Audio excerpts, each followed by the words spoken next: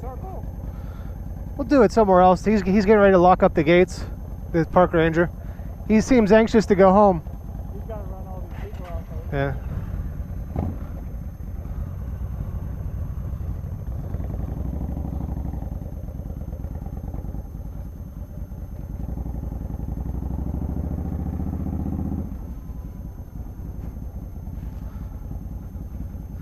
So we just visited the devil.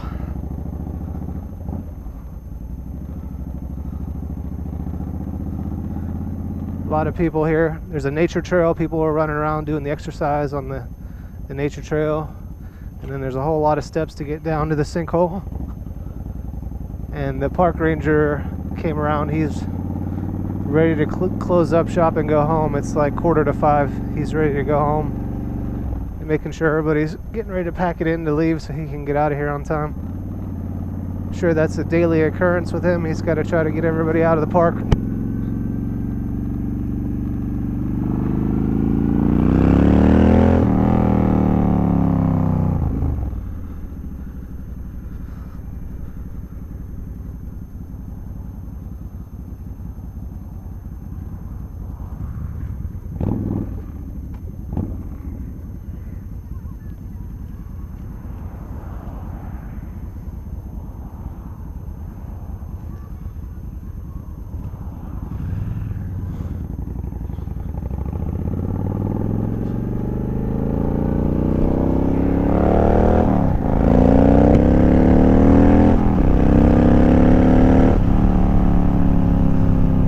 Of course, we're coming into the usual 5 o'clock start of rush hour.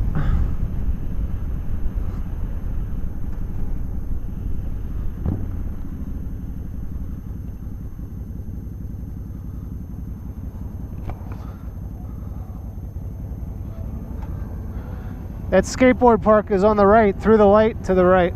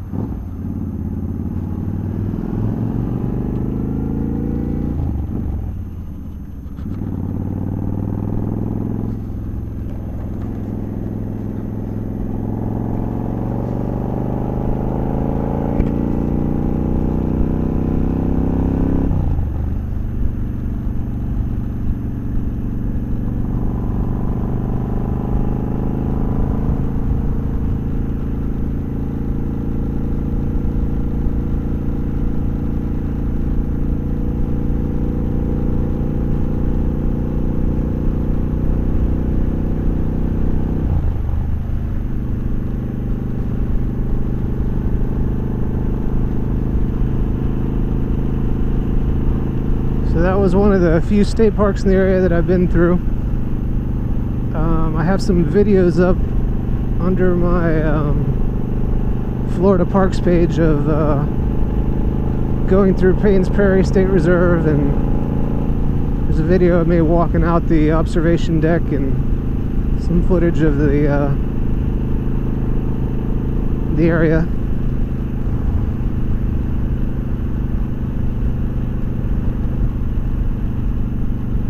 There's a few other interesting one coming up. The San Felisko this coming Saturday, which is a couple of days from now. They have an annual Tour de Felisko, which is a bike tour through San Felisko State Park.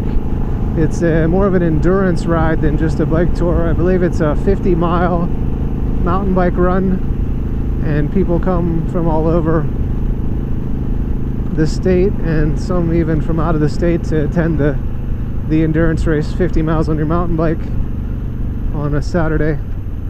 I don't know how long it takes to get through the course.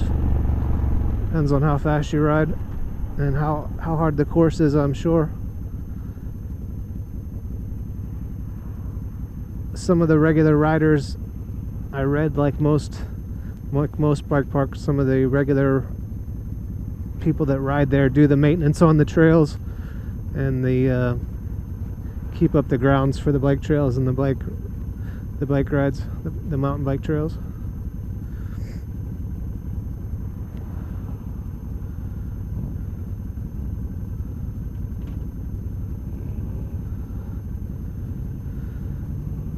The other bike trail that goes through town is called the Hawthorne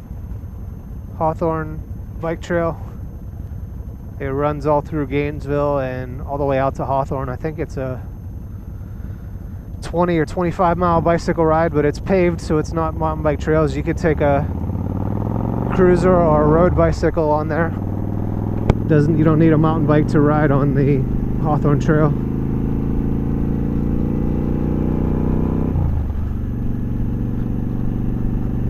So maybe it's sometime in the future I'll do a video on the bicycling the Hawthorne Bike Trail. Have to get a GoPro chest mount or a helmet mount for a bicycle helmet to set the GoPro up for that. And eventually I'd really like to get a stabilizer, one of those handheld stabilizers for the GoPro, or for a smartphone, or for both actually. Really good for doing footage, to keep it stable while you're shooting the films. I just shot the Devil's Millhopper, and all those stairs all the way down to the water in the sinkhole. The camera is probably going to be moving a lot up and down as you take each step through the stairs. But the new technology that they came out with a few years ago with these handheld stabilizers are really awesome at keeping the camera steady. I think they're around $300 and have a set of rechargeable batteries. And I would like to have some additional cameras for the motorcycle as well to get different camera angles and perspectives. But that's down the line.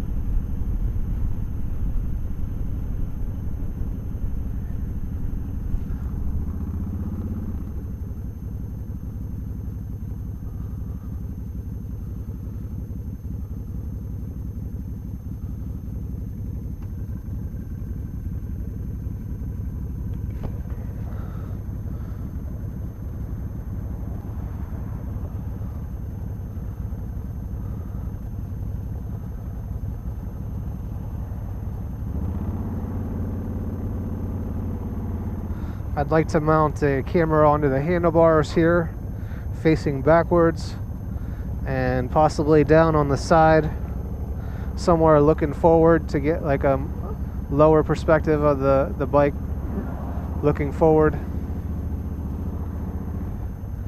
And before I do all those things, the next thing I need to get is a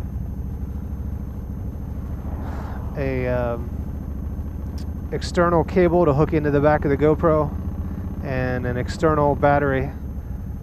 The battery life on the GoPro only lasts a couple hours, and you can buy a cable that allows you to hook into an external battery backpack, and then you can record all day, and you can actually use the app on your smartphone or the remote control to control the GoPro, to do the GoPro controls, so you can actually see if the GoPro is running while you're shooting.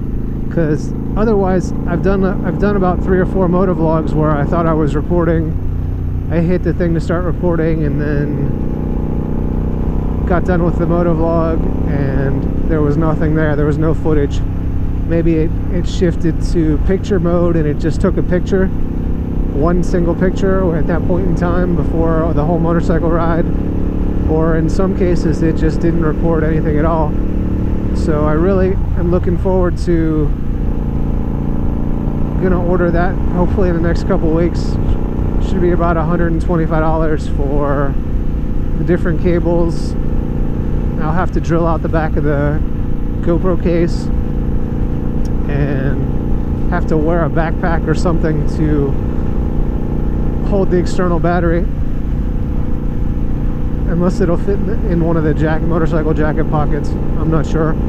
I'll have to see how big they are.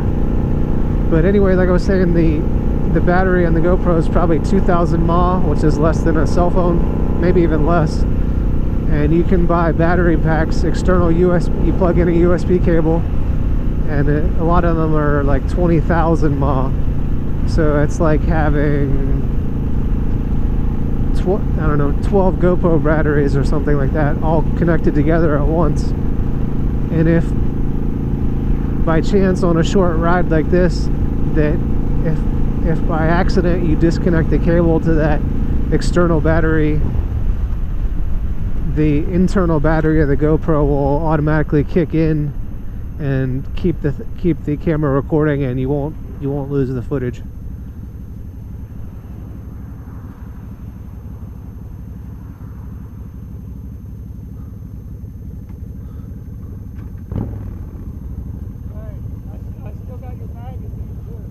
I'll get it another time.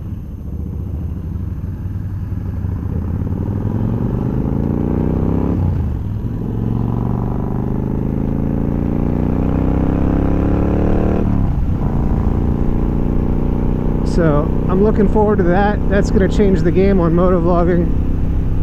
I won't have to guess whether it's recording or not, even though I hit the button and I think it's recording and it's flashing, and it turns out that it's actually not recording the video footage. So once I get that external cord and external battery cable, I would actually be able to do a run from North to South Florida the whole way without running out of battery. So you could really, it would change everything. It would make it 1,000 times better. And the cost of the GoPro batteries, for a couple batteries you can buy the cable that you need, and you don't have to stop and keep switching out batteries and not knowing if the GoPro, when it's going to run out. You could guesstimate when it's going to run out, but like most people, you'll just be riding along like this, and then the GoPro will just shut off. So the rest of your ride doesn't record when you're using the internal battery and it goes dead. So the GoPro 5 was supposed to be released last year, but it's going to be coming. There's no official release date, but it's supposed to come in 2016. They're supposed to have improved the battery life a little bit. I think like 3,000 mAh or 2,800 mAh, but it's still nothing compared to having that external battery. So that's the way to go.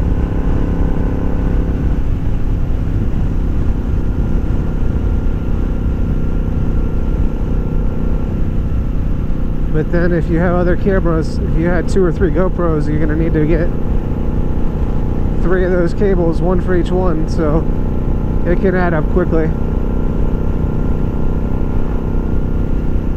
And the next GoPro 5 that's coming out is supposed to have, I believe, double the resolution of the GoPro 4, so we'll see what happens when that thing comes out.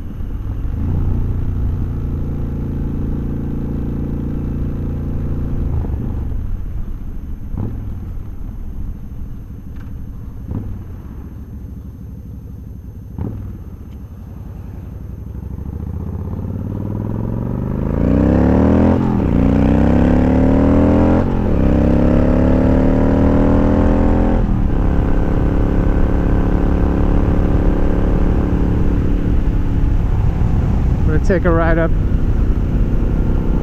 County Road 225 before it gets dark.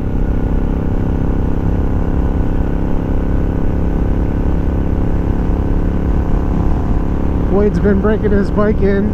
I think he's almost to the point of having the new bike where he could only run it a third of the throttle, then a half of the throttle, or 3/4 of the throttle, something like that, for 500 miles each time. And I think he might now be the point where he can drive the thing normal.